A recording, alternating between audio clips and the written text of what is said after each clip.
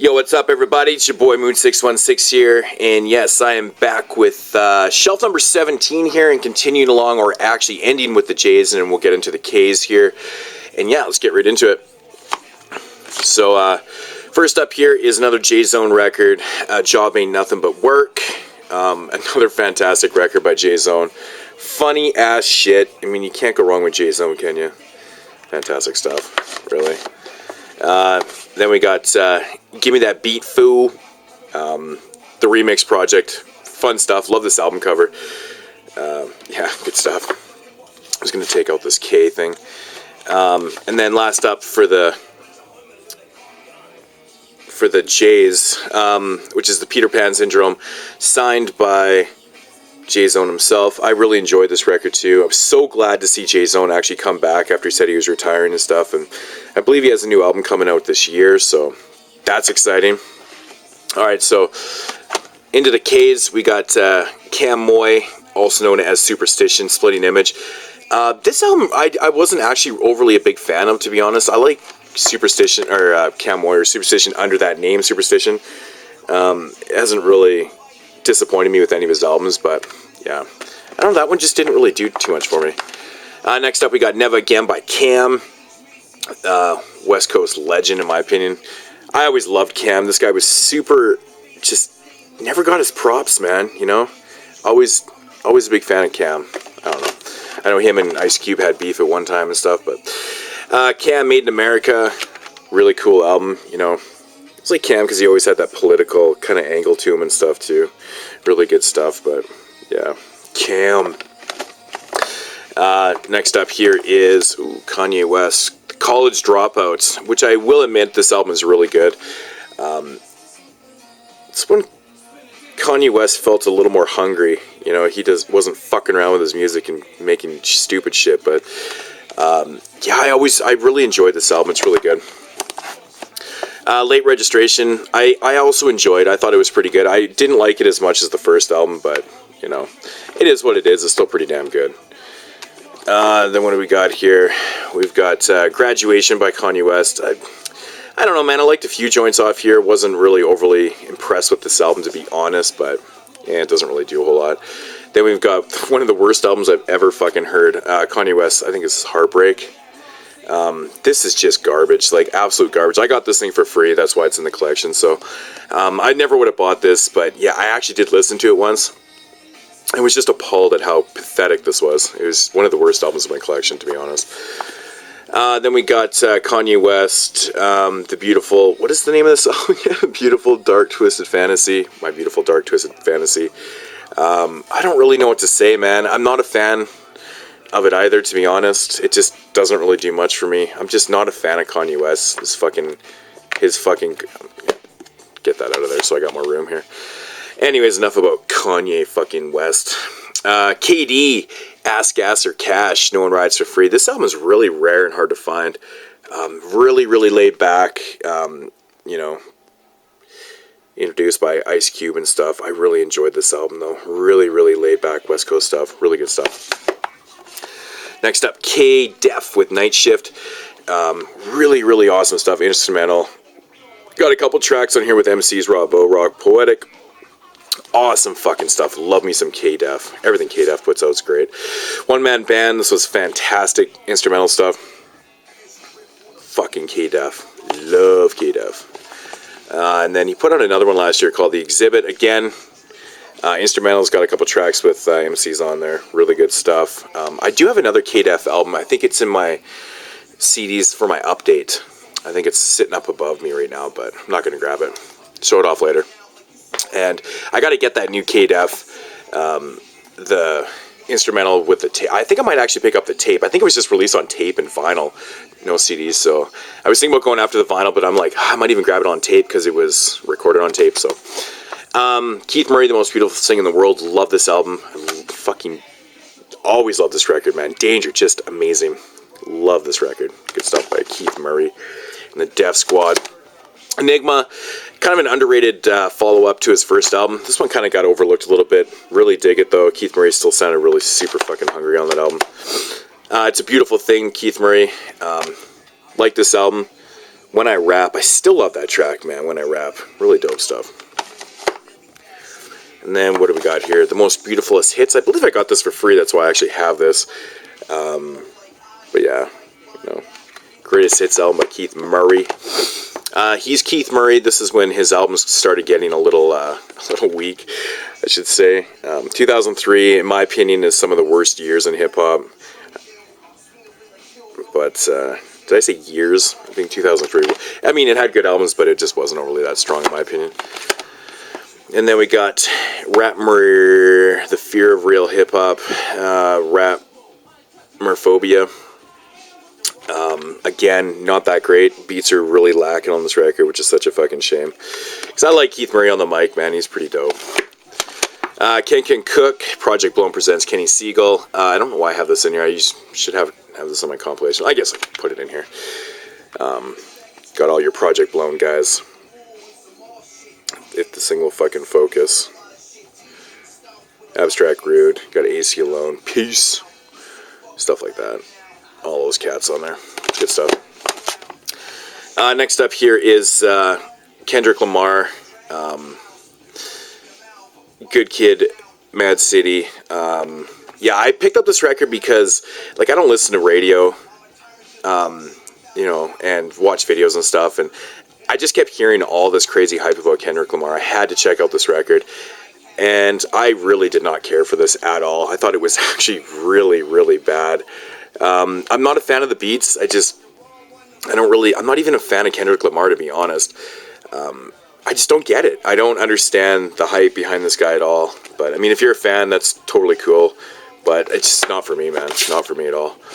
Kira One, as you can see, I actually picked this up at Amoeba Records in San Francisco. This is fucking amazing.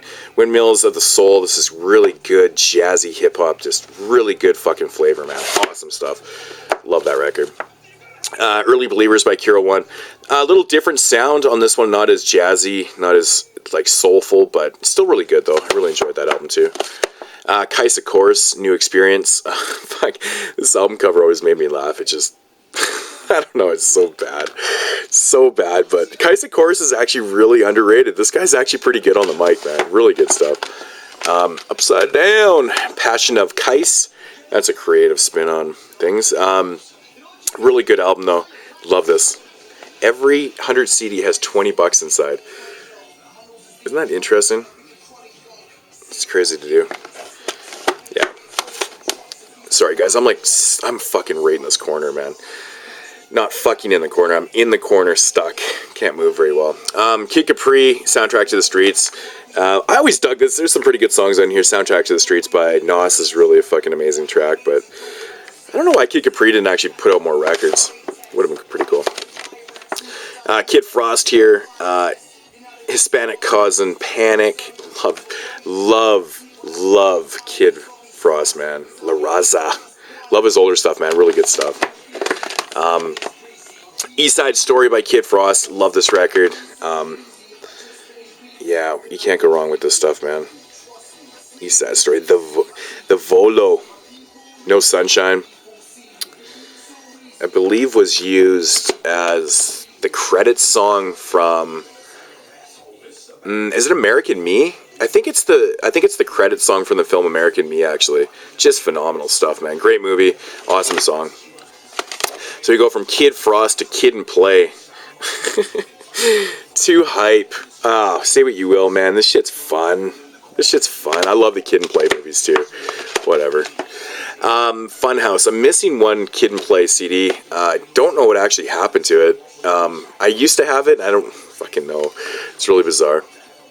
Yeah, I love the House Party films. Good stuff. Good cheesy shit. If you can't taking all your shit serious, you probably won't like that, but it's too bad. Kid Sensation, The Power of Rhyme, from Seattle. Not overly talked about too much. I really like Kid Sensation's older stuff. This stuff was really good. Really good stuff from Seattle. This was a dope record. Rolling with Number One, Kid Sensation. Again, of course, from Seattle. A lot of these records don't get talked about a whole lot. The Northwest doesn't get enough props, in my opinion. There's some pretty good stuff out of there. Kid Sensation, a.k.a. Mr. Kaysen. This album was okay. It has actually some pretty decent tracks on it and stuff, but it's got Punch there. This is a promo copy. But yeah. And then we got C-Town Funk. I believe Kid Sensation has a few more albums even after this one, but I just kind of stopped. This one was okay. But yeah, C-Town Funk. Gotta represent, right?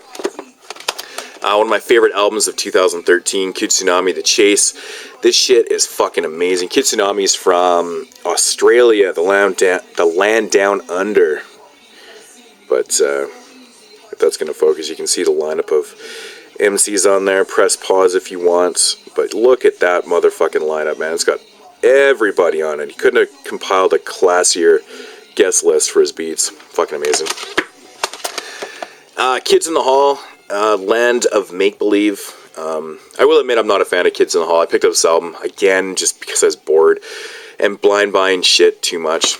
Yeah, it's okay. It's not the worst thing in the world, but it's not really my favorite.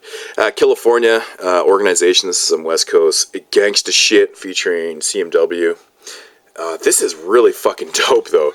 I love this record, man. It's really good shit. You just want to roll down your windows and bump some shit. Look all cool, act all cool. No, I'm just joking. No, California, it's good, man. It's really good stuff. Next up here, Heavy Mental by Killah Priest. Classic stuff. Love this record, man. Always been a big fan of Killah Priest. Especially this record, man. It's really dope.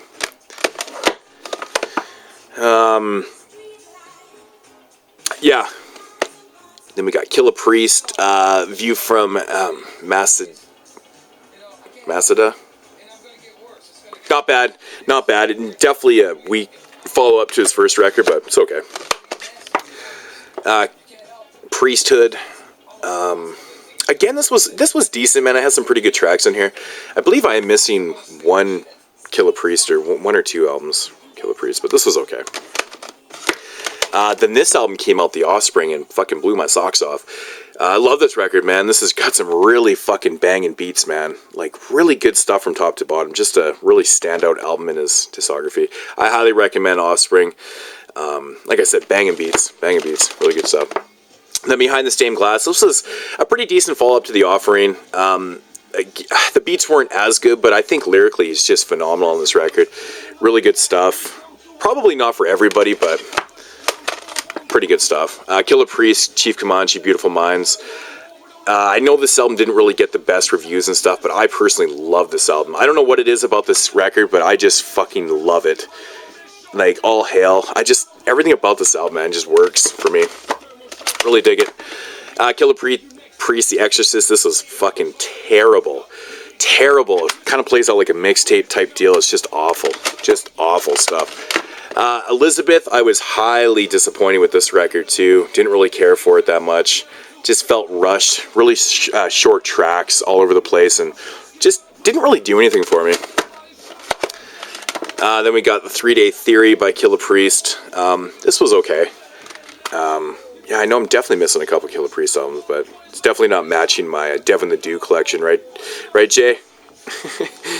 But yeah, good stuff. Killah Army, Silent Weapons for Quiet Wars. This is fucking awesome. I love this record, man. Really good stuff. Everybody knows Killah Army. Really good stuff. And then their follow-up here, Dirty Weapon, which I think I still have the tape of this too. Yeah, not a bad follow-up. I dig it though. It's grimy Wu-Tang kind of spin-off stuff. Killer Mike Monster. I actually really enjoyed this record back in the day. I know a lot of my buddies hated this album, but Adidas, I liked it, man. I don't know, man. There's something about Killer Mike I actually kind of liked. I don't know. It's good stuff. Then we got Killer Mike, fucking rap music. Yeah. Really, really dope stuff. Really dope stuff. LP production. Good shit, man. Good album. Kingdom of Fear. I did a review for this album actually a long time ago. This is a group from the UK. This album surprised the shit out of me. I wasn't really expecting. I didn't really know what to expect from this, and it turned out to be fucking awesome. I really enjoyed this. I know I got some feedbacks, people saying they didn't care for it, but I don't know. I don't care. I dug it. I thought it was dope. King Ghidorah. One of MF Doom's alter egos, Take Me to Your Leader. King Ghidorah, of course, being a Godzilla rival, featuring Biollante, Gigon, Jet Jaguar, Ronin, Mr. Oh, fuck. I just love how all these names are just related to the Godzilla films. Fantastic stuff. I love King Ghidorah. I actually found this in like the most random store secondhand one time. Sorry about that. Yeah, I paid like $3 for this. It was in a place where this album shouldn't have been. It was just random. Really random. And it was obviously out of print. Mystics of the God, King Just. Kind of an overlooked King Just being affiliated with the Wu-Tang Clan. Really good stuff, though. Warrior's Drum, always loved that track. Really good stuff. Pretty grimy album, actually. Then we got King Sun XL. Pretty cool stuff. What year did this album come out in? It doesn't actually tell me on here. Fuck, I hate that. I think it's like 89 or something. Good stuff, though. And then we got Strictly Ghetto by King Sun. Love this album. Really good stuff. D's nuts. I always love this record, man. Good stuff. King Sun. Then we got one of my favorites from the West Coast. We got King motherfucking T. At Your Own Risk. I love King T, man. Really dope stuff. Still got to get my ass on... fuck, I can't remember the name of the album right now. The one that's really hard to get. The Triflin album by King T. Love that album cover. Love it. It's fantastic. Great stuff, though. Yeah. King T. And then we got Faux Life, which was King T's 4th album. Again, you know, this album wasn't the best, but I like the song Dippin' on here, man. It was really dope. But yeah, cool stuff. Then we got King Size, of course. Jenna Mind Tricks presents King Size. This album was actually not bad. I didn't mind it. I didn't really know what to expect from it, but it was okay.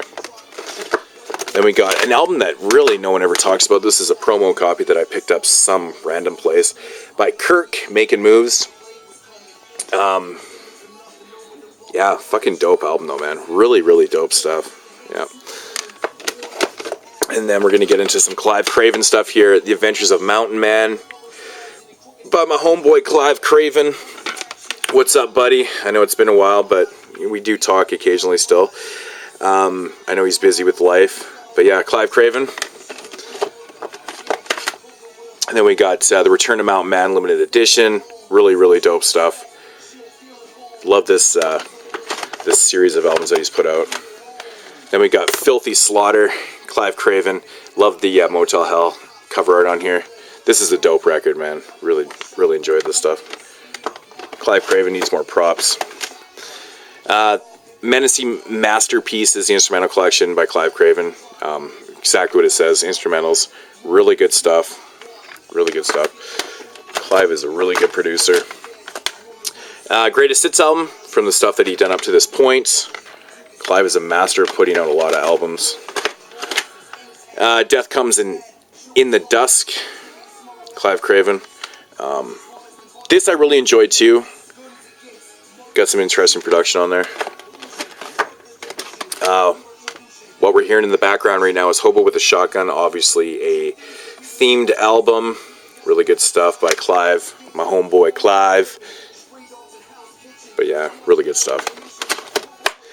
And last up for this shelf is going to be Clive Craven trying something a little different here with Dubstation. You know, hip-hop fused with dubstep. This was interesting. This was an interesting listen, actually. It was... listening to this one night and it's like, wow, it's just so different. Just kind of showing his diversity with production and stuff. Interesting. Really dug it though. And yeah, that's going to do it for shelf number 17 of the hip hop collection. Yeah, so I'll be back with the rest of the K's and then into, oh, wow, there's a lot of K's, and then into the L. So the whole next shelf is just still K's. But yeah, anyways, guys, thanks for watching and peace.